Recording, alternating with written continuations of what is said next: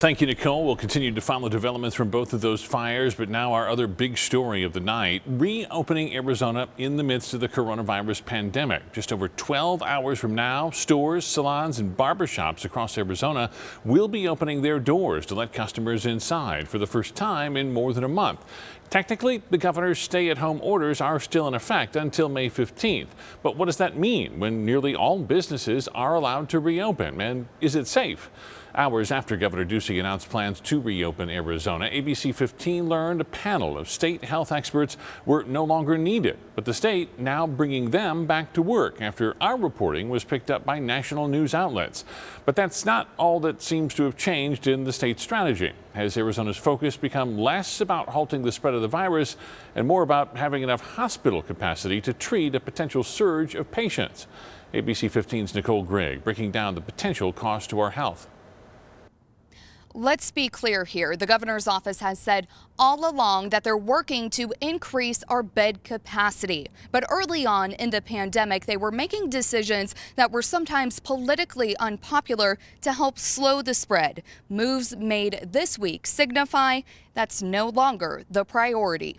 The decision to reopen the economy may cost lives, and I asked the governor about this on Monday. Of course, if these worst-case scenarios, which you want to point out, happen, we have options. Options meaning there's capacity and enough PPE and hospital beds if another surge comes. There's no doubt that, as the stay-at-home order and social distancing criteria are lifted, that means that more people are going to be infected with this virus than would have been if they would have stayed in place. But that doesn't mean that you keep all these interventions in place because of the collateral damage that it's causing in the economy. The state's data showing hospitalizations today still going up. We have the most patients with COVID-19 in hospital beds with 766 people. The governor has said data drives his decisions. They're going to continue to be that way. They're not going to be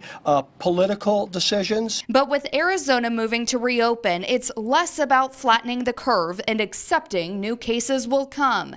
The governor was asked last week about why there's no data that meets the national gating criteria to reopen businesses. Well, I want to really push back on how the question was posed. There's a lot of data. I took you through just a summary version of all the data that you're seeing.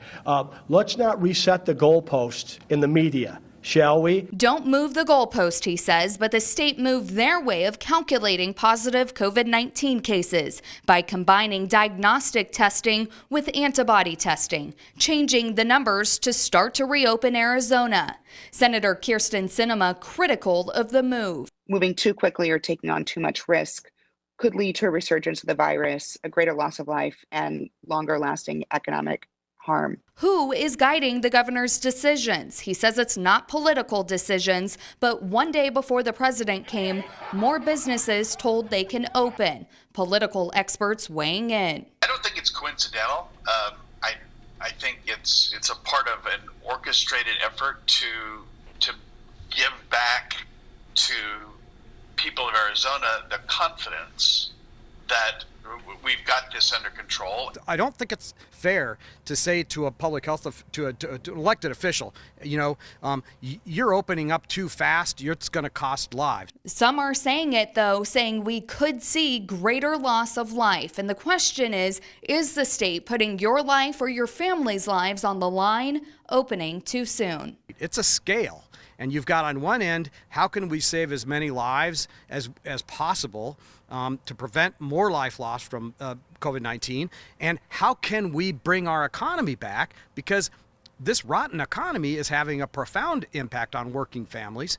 The governor's office has said that they've had the same plan all along: prevent COVID-19, mitigate the spread, and add hospital capacity. They said it has nothing to do with capacity for loss of lives. They say that the decisions to reopen the economy are based on the CDC and the gating criteria. Reporting in Phoenix, Nicole Grigg, ABC 15, Arizona.